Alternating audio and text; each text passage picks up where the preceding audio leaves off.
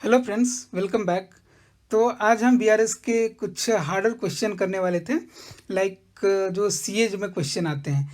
तो ये आरटीपी का क्वेश्चन है। देखिए, मैं अब बिल्कुल भी हर एक चीज़ को आपको बिल्कुल इतना डिटेल में नहीं एक्सप्लेन करूँगा, थोड़ा बहुत एक्सप्लेन करूँगा, क्योंकि आपको डिटेल में मैं हर चीज़ बता चुका हूँ।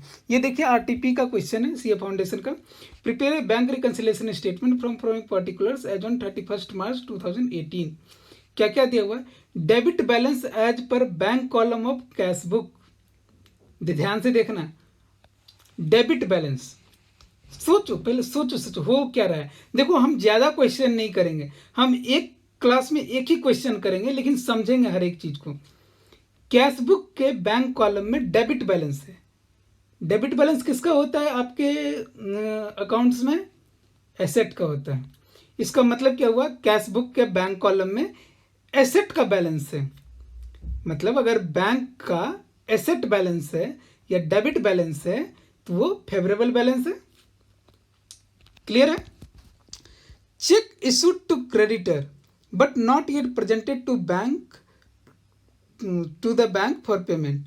चेक इशू किया लेकिन वो अभी प्रेजेंट नहीं किया है बैंक में पेमेंट के लिए 3,60,000 का। Dividend received by bank but not entered in the cash book. Dividend receive करा है, कैश बुक में एंट्री नहीं किया। इसका मतलब क्या हुआ? बैंक में एंट्री हुई है, हाँ हुई है।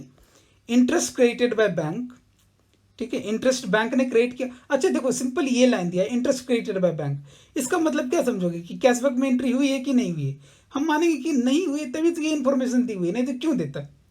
नहीं तो ये डिफरेंस का रीजन होता ही क्यों, अगर दोनों जगह एंट्री हो ही जाती तो ये चीज़ें आपको थोड़ा सा कॉमन सेंस लगाना पड़ेगा। Cheque deposited into bank for collection but not collected by bank up to this date. ठीक है, ओके। चेक डिपॉजिट करा था बैंक में कलेक्शन के लिए। Bank charges not entered in cash book. ठीक है, क्लियर कर दिया, लेकिन अगर सिर्फ बैंक चार्जेज भी लिख देता तो भी हम समझ जाते। A cheque deposited into bank was dishonour but no intimation received. ठीक है, ये भी देखेंगे क्या है। डिजॉनर हो गई, डिजॉनर हो गई तो क्या क्या होगा? बैंक ने डेबिट करा होगा लेकिन इसकी कोई इंटीमेशन रिसीव नहीं हुई। Bank paid house tax on behalf but no intimation received from bank in this connection. Bank ने क्या किया? हाउस टैक्स पे कर दिया। आपने बोला होगा कि भैया हर एक साल मेरा हाउस टैक्स पे कर देना। ठीक है, ये क्वेश्चन अगर चाहिए तो आप लिख लो, क्योंकि मैं जब आंसर पे जाऊंगा तो फिर ये क्वेश्चन पे नहीं आऊँगा। ठीक है, तो आप एक बार इसको लिख लीजिए। मेरे पास क्वेश्चन के स्क्रीनशॉट है, उससे मैं देख के आपको बताता रहूँगा, या आप स्क्रीनशॉट लेके आप रिक्स को रख लो। ठीक है, कोई बहुत बड़ा अमाउंट नहीं है, सिर्फ अमाउंट लिख लो और सिंपल से लिख लो, चेक इशूड टू क्रेडिटर, इस तरीके से, डिविडेंड रिसीव्ड, इस तरीके से आप लिख लो। ठीक है, डन। आगे बढ़ो, चलो सॉल्यूशन देखते हैं। तो मैंने क्या बोला, एक प्लस माइनस का फॉर्मेट बना लेना। Balance as per cash book favourable है, ये मैंने डाल दिया 18,60,000। अब दूसरा जो था, cheque issued to creditor but not yet presented. आपने चेक इशू करा है, चलो एक चीज़ मानो, सिंपल सी चीज़ है। चलो जी भैया शुरू करते हैं। 10 लाख रुपए आपका ये कैश बुक है, ये बैंक है। बैंक के हिसाब से बैंक मेंटेन करेगा, कैश बुक बिजनेस के हिसाब से मेंटेन करेगा। 10-10 लाख रुपए दोनों में बैलेंस थे। चेक आपने इशू करे 3,60,000 के, तो आपने क्या करे होंगे? अपने पेमेंट करे हैं तो आपने अपना बैंक बैलेंस कम किया होगा। तो ये अगर मान लीजिए 10 लाख रुपए है तो उसमें 3,60,000 रुपये माइनस हो गए, तो 6,40,000 रुपये आपके बैलेंस दिख रहे होंगे। और इधर क्या दिख रहा होगा? बैंक में 10 लाख रुपये। तो आपको किसके तरह बनना है? बैंक के तरह बनना है। तो हम क्या करेंगे, 6,40,000 में को हमको 10 लाख बनाना है, तो इसमें हम 3,60,000 रुपया ऐड कर देंगे। Simple. Dividend collected received by bank but not inter in the cash book 2,50,000। क्या हुआ कि डिविडेंड बैंक ने कलेक्ट कर ली, डिविडेंड कलेक्ट कर ली, ये कैसे, ये बैंक है, मान लो 10-10 लाख रुपए दोनों में है। डिविडेंड कलेक्ट कर ली तो बैलेंस बढ़ गया होगा ना बैंक में।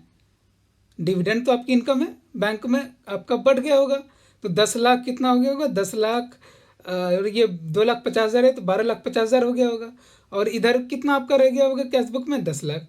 10 लाख को 12,50,000 करने के लिए क्या करेंगे? 2,50,000 ऐड करेंगे। कर दिया, लो भैया ऐड कर दिया। Interest credited by bank, similarly ये 6250 ऐड हो गया। Cheque deposited into bank for collection but not collected by bank up to this date 7,70,000। 10-10 lakh रुपए मानते हैं दोनों के बैलेंस हैं कैश बैंक। ठीक है, आपने 7,70,000 रुपये और जमा करें, डिपॉजिट करें हैं, तो आपने क्या एंट्री की होगी, आपने कैश बढ़ा ली होगी, तो मतलब आपके लिए 17,70,000 होगा, जबकि यहाँ पे बैंक के लिए कितना होगा, 10 लाख ही होगा ना। तो 17,70,000 को 10 लाख करने के लिए क्या करेंगे, 7,70,000 माइनस करेंगे। लो भैया कर दिया माइनस। ठीक है, bank charges debited by bank 1,000 रुपये की, मान लो यहाँ 10 लाख 10 लाख। ठीक है, इधर कैश इधर बैंक, सिंपल सी चीज़ है। अगर बैंक ने 1,000 रुपये का आपका बैंक चार्जेज डेबिट कर दिया, तो आप सिंपल सी चीज़ मुझे बताओ, ये 10 लाख रुपए से आपका बैलेंस कम हो गया होगा, 9,99,000 हो गई होगी। लेकिन इधर कितना है कैश बुक में, 10 लाख। 10 लाख को 9,99,000 करने के लिए क्या करना होगा, 1,000 माइनस करना होगा। लो कर दिया माइनस। ठीक ना, चेक डिपॉजिटेड डिजॉनर्ड। ठीक ना, ध्यान देना, a cheque deposited into bank was dishonoured. Cheque आपने पहले, जब चेक आपने डिपॉजिट करी होगी तो आपने ऐड करा होगा।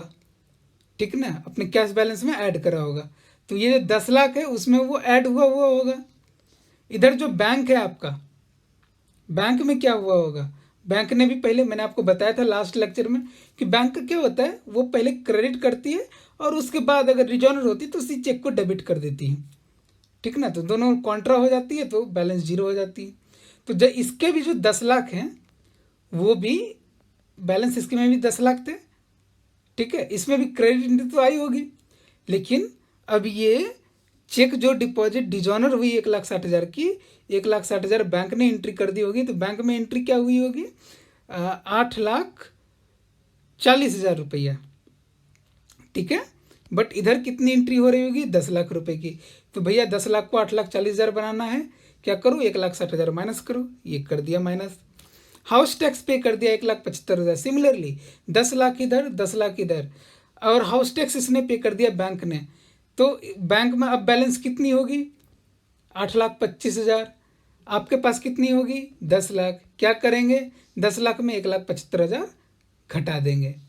समझ में आई, तो ये लो भैया घटा दिए, तो बैलेंस एज पर पासबुक होगी इतनी।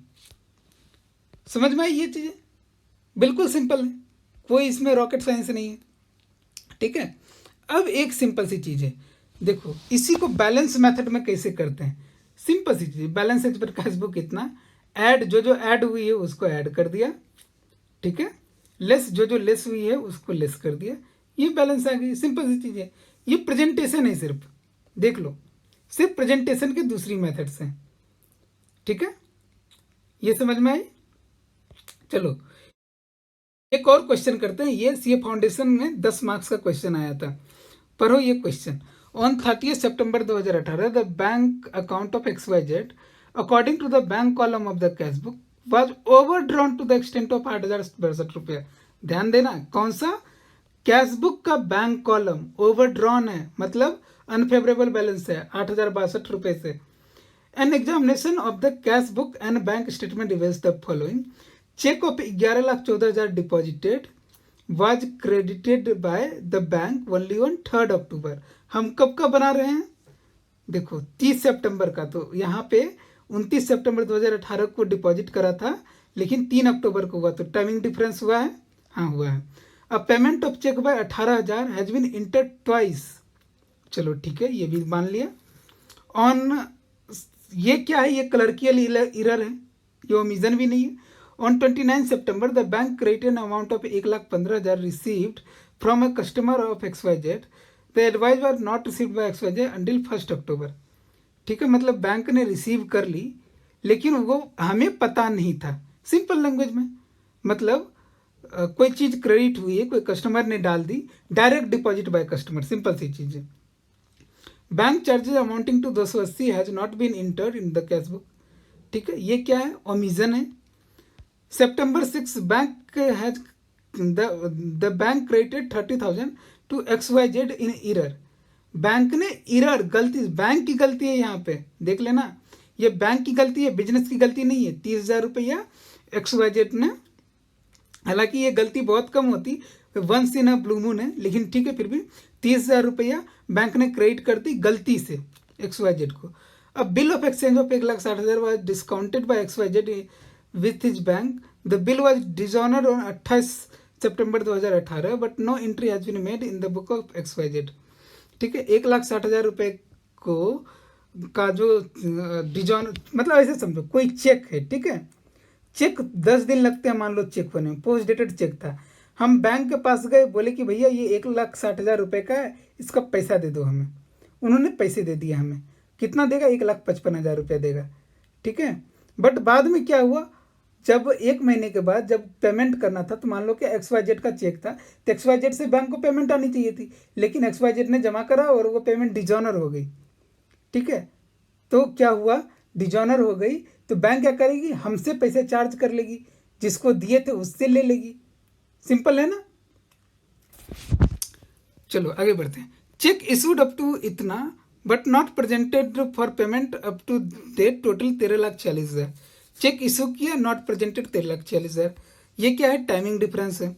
अ bill payable of 2 lakh has been paid by bank but not entered in the cash book and bill receivable of 60,000 has been discounted with the bank at cost of 1,000 which has also not been recorded in cash book.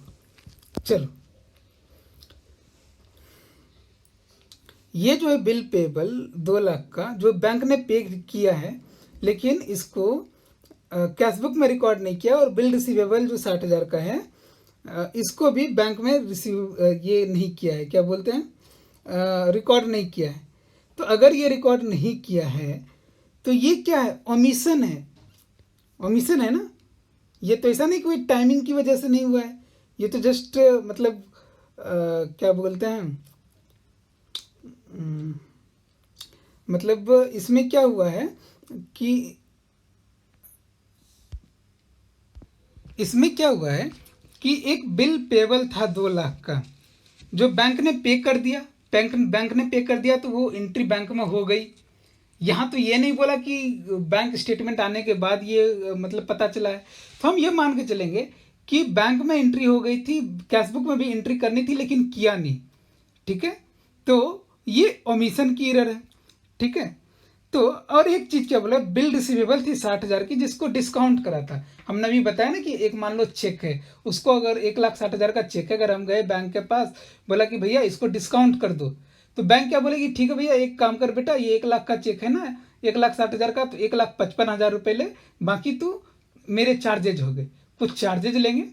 तो वो भी discount करा था, तो वो bank में entry आई होगी, but उसका कॉस्ट कितना था, 1,000 रुपये, मतलब बैंक ने कितने पैसे दिए होंगे, 59,000 रुपये, ठीक है। तो ये क्वेश्चन मैं आप लोगों पे सोचता हूँ, मैंने सारी आइटम आपको समझा दी है, आप लोग इसको सॉल्व करो। अगले लेक्चर में मैं इसका आंसर दूंगा, आप लोग इसको सॉल्व करो और बताओ कितने लोगों का सही हुआ, ठीक है। और नेक्स्ट मुझे अभी पूरा विश्वास है आप लोग पूरी तरह से इसे सॉल्व कर लोगे, और मुझे पूरा विश्वास है कि नेक्स्ट जो मैं आंसर दूंगा ना, अच्छा इसमें पूछ क्या रहा है ये तो देख लो। To show the appropriate rectification required in cash book of XYZ to arrive the correct balance as of इतना and to prepare a bank reconciliation statement। इसमें 2 चीज मांग रहा है, एंड एक तो बैंक रिकन्सिलेशन स्टेटमेंट, दूसरा करेक्ट बैलेंस। क्या अप्रोप्रिएट रेक्टिफिकेशन जो है वो कैश बुक में करो और करेक्ट बैलेंस निकालो। मतलब क्या, आपको करेक्टेड कैश बुक या रिवाइज्ड कैश बुक या जो भी आप बोलो इसको, अमेंडेड कैश बुक भी बनानी है और बैंक रिकन्सिलेशन स्टेटमेंट भी बनानी है। मतलब ये बैंक रिकन्सिलेशन बनाएंगे, वो इसमें क्या प्रोसेस फॉलो करेंगे, with adjusted, with making of adjusted cash book, ठीक है। तो ये आप सॉल्व कीजिए, हम नेक्स्ट लेक्चर में मिलते हैं। Thank you so much.